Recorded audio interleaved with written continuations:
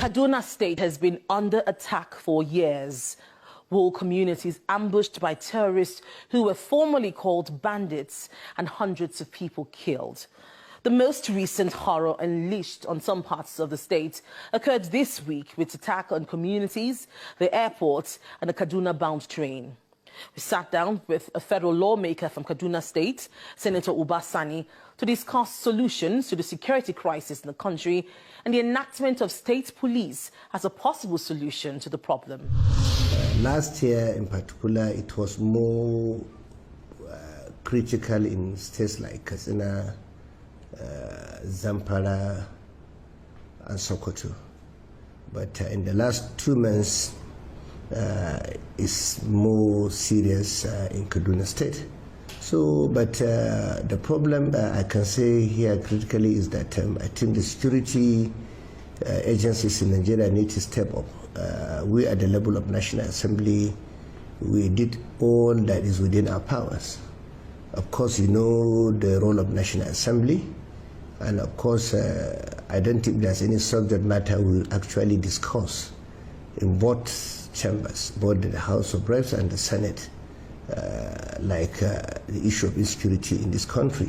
So at the end of the day, we call on the relevant security agencies, and we sat with them through various committees that are responsible to oversight those institutions, and they report back to us that the problem at that time, they say, were lack of funding.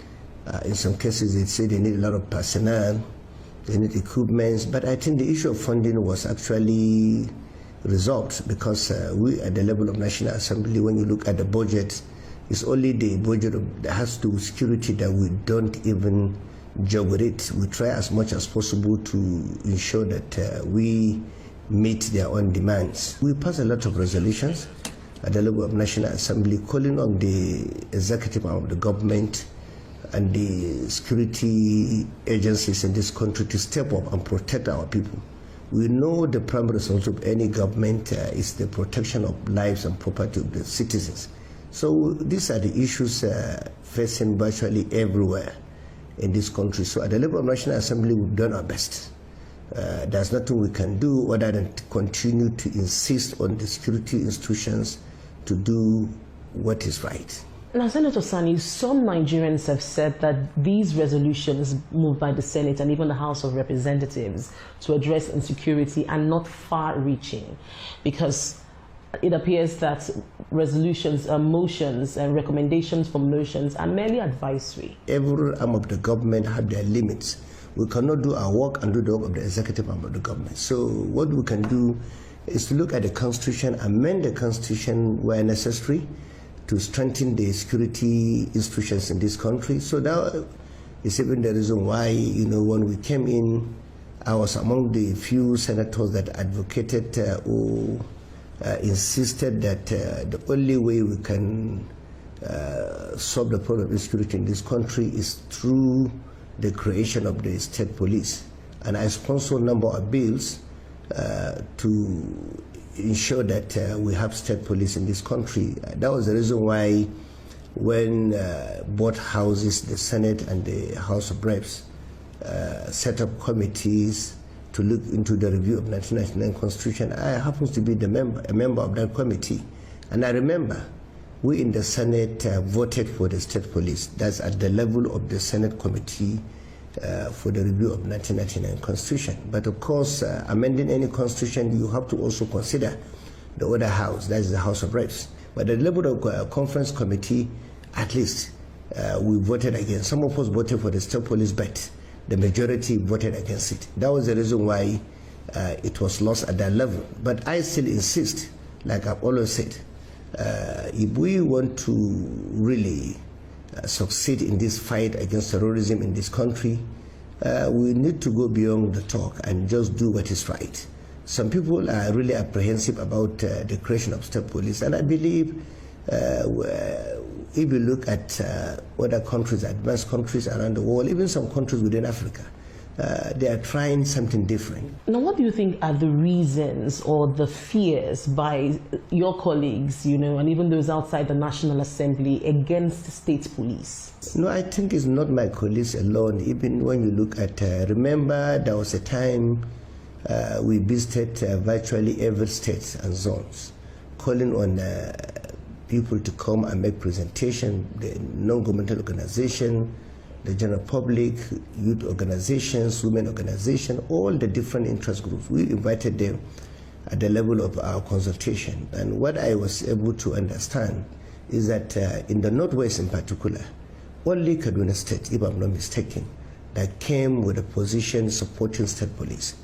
All other states in the Northwest, they were represented by the Attorney General and the Commissioners of Justice. They all voted, they all came with their position, and they insisted that they don't want state police. So this is not only about my colleagues. I'm telling you the position of state governments in my own zone. They told the state governors will abuse the state police, they will use it against their opponents, they will use it to intimidate and persecute their opponents. But for me, I think it's just speculation. We cannot just say we cannot do the right thing because we are just assuming something bad will happen.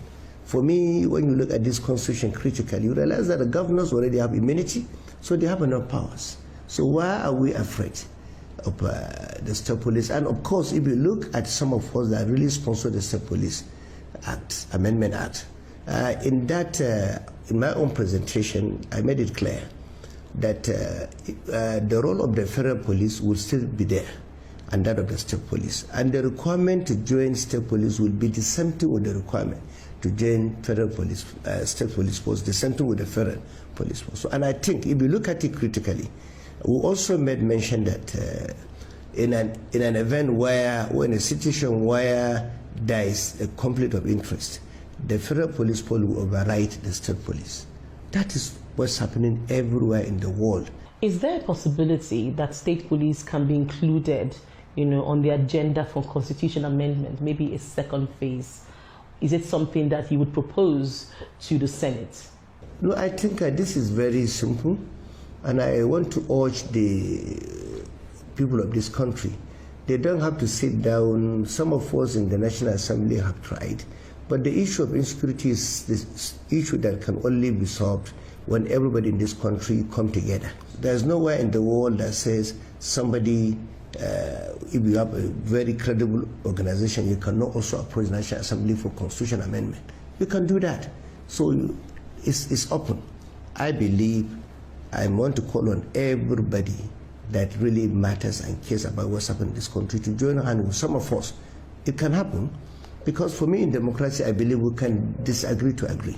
Even those that were opposed to state police in few months ago, I know some of them are now thinking differently now. They really want to support what we're doing because the situation is really serious.